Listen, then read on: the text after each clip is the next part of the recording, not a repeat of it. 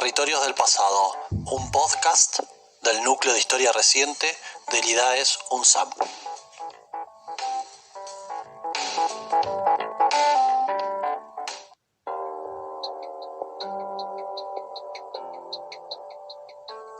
Estamos acostumbrados a pensar la historia argentina de gran parte del siglo XX como una alternancia de democracias y dictaduras, e históricamente la represión suele estar asociada a los regímenes dictatoriales y a las Fuerzas Armadas. Sin embargo, los gobiernos constitucionales y civiles también han sido fuertemente represivos en algunos momentos de nuestra historia. De hecho, no podríamos entender el terrorismo de Estado de los años 70 sin conocer el proceso de violencia estatal vasta y acumulativa que se produjo, con ciertas características particulares, en las décadas previas y a través de gobiernos constitucionales y dictatoriales, aunque por supuesto no en la misma medida ni de la misma manera. Ahora bien, antes de entrar en la historia argentina, pensemos, ¿por qué reprimen los gobiernos democráticos? ¿A través de qué mecanismos o instrumentos lo hacen?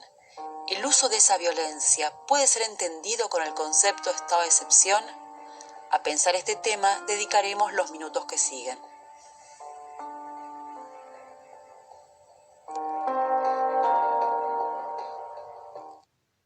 Mi nombre es Marina Franco, soy investigadora del CONICET, docente en el Instituto de Altos Estudios Sociales de la Universidad Nacional de San Martín.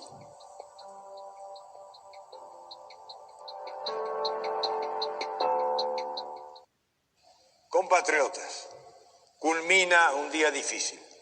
Han ocurrido en el país hechos de violencia que ponen en peligro personas y bienes y crean un cuadro de conmoción interior. Quiero informarles que ante eso he decretado el estado de sitio en todo el territorio nacional e informado al Honorable Congreso. Nuestro país vive horas difíciles que muestran la culminación de un largo proceso de deterioro. En un contexto económico y social donde muchos argentinos sufren serios problemas, grupos enemigos del orden y de la República aprovechan para intentar sembrar discordia y violencia, buscando crear un caos que les permita maniobrar para lograr fines que no pueden alcanzar por la vía electoral.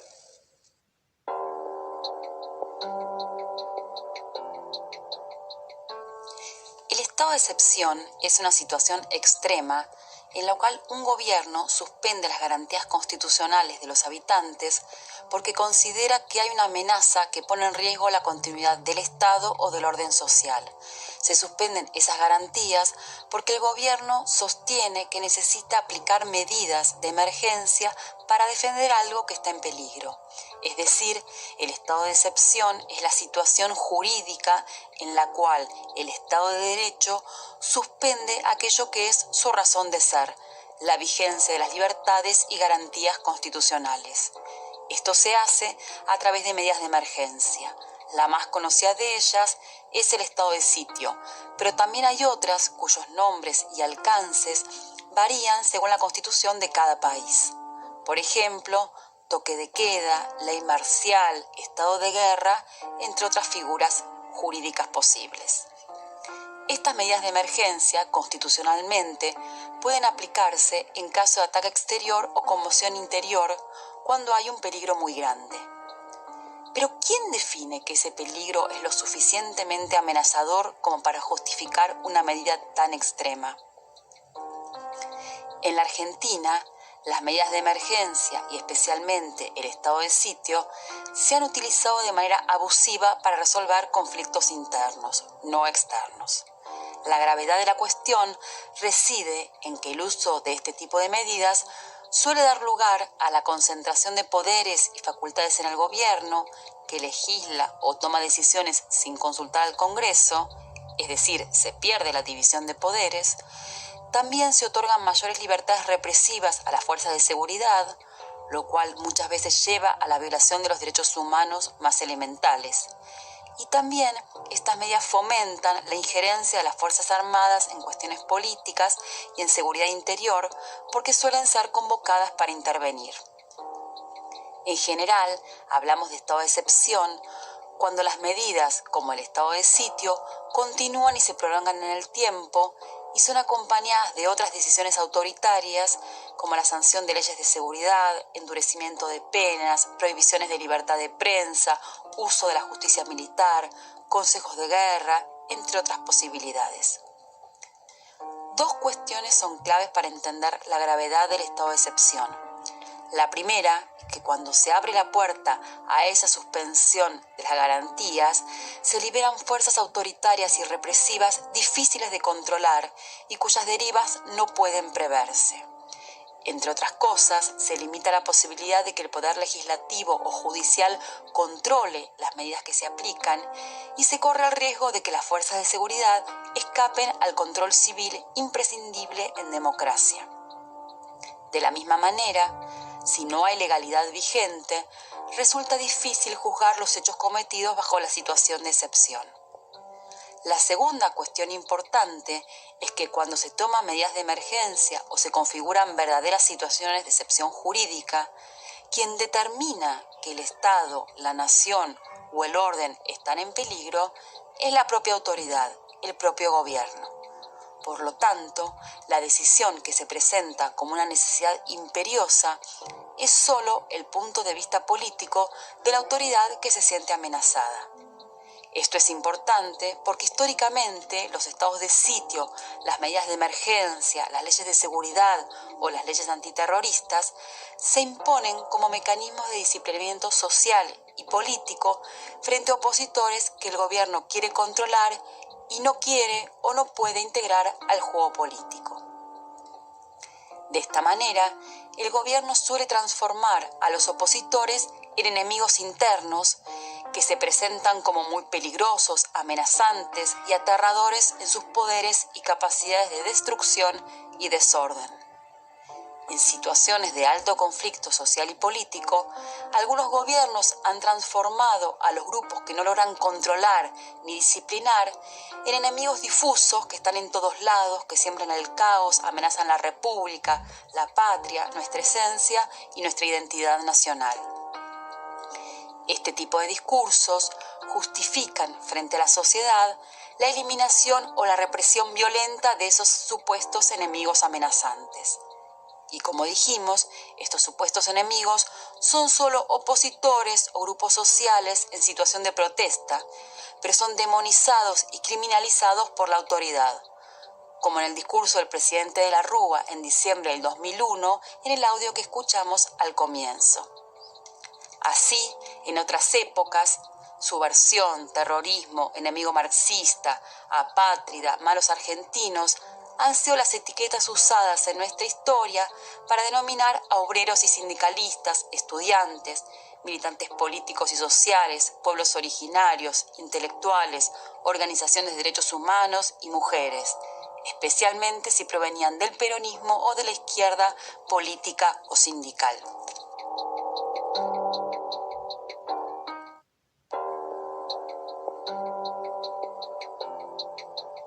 Veamos ahora cómo el problema del estado de excepción nos permite entender algunas cuestiones de la historia argentina en la segunda parte del siglo XX. Desde luego, un gobierno dictatorial, como ha habido muchos, es de por sí un estado de excepción porque no rige el Estado de Derecho. Pero también, como dijimos, los gobiernos democráticos han derivado en verdaderos estados de excepción cuando han usado medidas como el estado de sitio con duración indefinida junto con otras disposiciones y leyes represivas y autoritarias. En efecto, en nuestro país se ha recurrido con enorme frecuencia al estado de sitio para regular el conflicto político durante periodos constitucionales.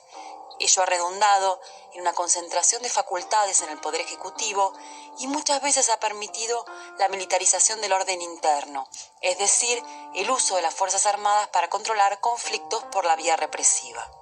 Peor aún, el estado de sitio también se ha usado de manera preventiva para impedir que grupos o sectores se manifiesten contra alguna medida o proyecto de gobierno. En la segunda parte del siglo XX, los casos más notables de estos procesos de deriva autoritaria han sido los gobiernos de Arturo Frondizi y el tercer gobierno de Juan Domingo Perón.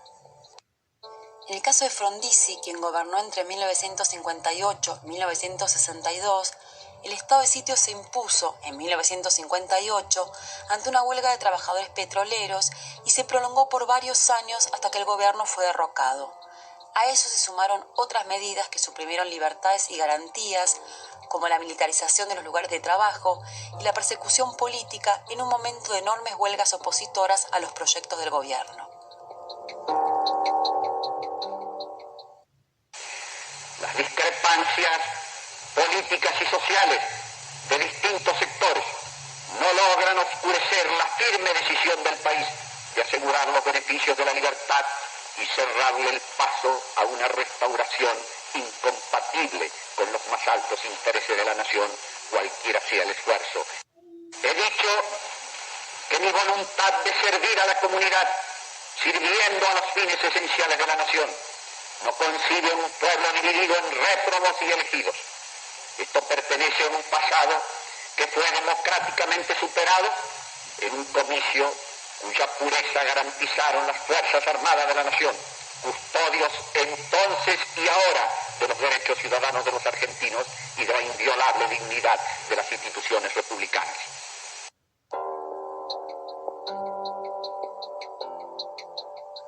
Muy especialmente, el estado de sitio se articuló con un plan llamado CONINTES, Conmoción Interna del Estado, que otorgó facultades represivas a las Fuerzas Armadas, dándoles el control del territorio para reprimir lo que consideraban que era el peligro subversivo y comunista. En la práctica, esa acción se centró particularmente en la represión de los sectores de la resistencia peronista, opositores políticos, trabajadores, sindicalistas, quienes fueron detenidos, condenados por tribunales militares con juicios sumarios, encarcelados, maltratados y torturados. El CONINTES fue importante porque fue la primera adaptación concreta de la doctrina antisubversiva de origen francesa en la Argentina, en particular por el sistema de control militar del territorio y de la población que se utilizó. También significó la instalación de la idea de que la seguridad interna, es decir, los conflictos propios de cualquier sociedad, eran un problema de defensa nacional y podía apelarse a las Fuerzas Armadas. Por eso, el CONINTES también abrió la puerta a un creciente poder y autonomización militar. El otro momento importante de instalación de un verdadero estado de excepción en la segunda parte del siglo XX fue el gobierno peronista de 1973 a 1976. La escalada represiva se inició cuando Héctor Cámpora fue desplazado del gobierno, pero se profundizó enormemente cuando murió Perón en 1974 y asumió el gobierno María Estela Martínez. Censura, persecución, prohibición de la actividad política, intervención federal de gobiernos opositores en las provincias, estado de sitio, leyes penales y de seguridad que perseguían enemigos vagos y difusos, actividad de bandas parapoliciales e intervención militar en la llamada lucha antisubversiva, terminaron conformando un panorama en el cual el Estado de Derecho se había derrumbado antes del golpe de Estado del 24 de marzo de 1976.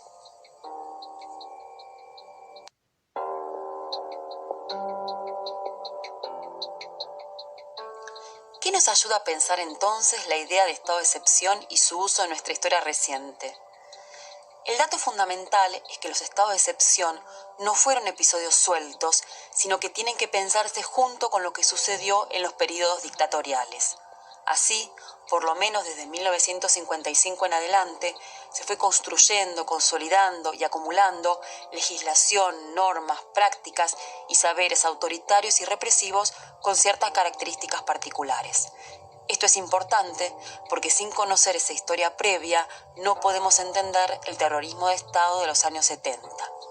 La última dictadura se explica en continuidad con la violencia y la represión previas, pero también significó un salto cualitativo por las formas más atroces que desplegó.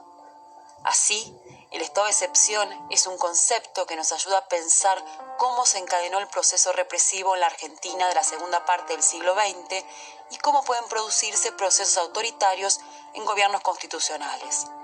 Por eso mismo, también nos permite estar atentos como ciudadanos y ciudadanas frente al uso de medidas de emergencia, procesos de concentración del poder y discursos que estigmatizan y construyen enemigos.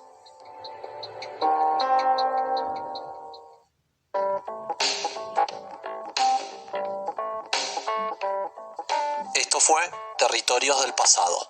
Si querés comunicarte con nosotros, podés escribirnos a nucleohistoriareciente@gmail.com o buscarnos en las redes. En Twitter somos @nuclidaes y en Facebook Núcleo de Historia Reciente y Daes UNSAM.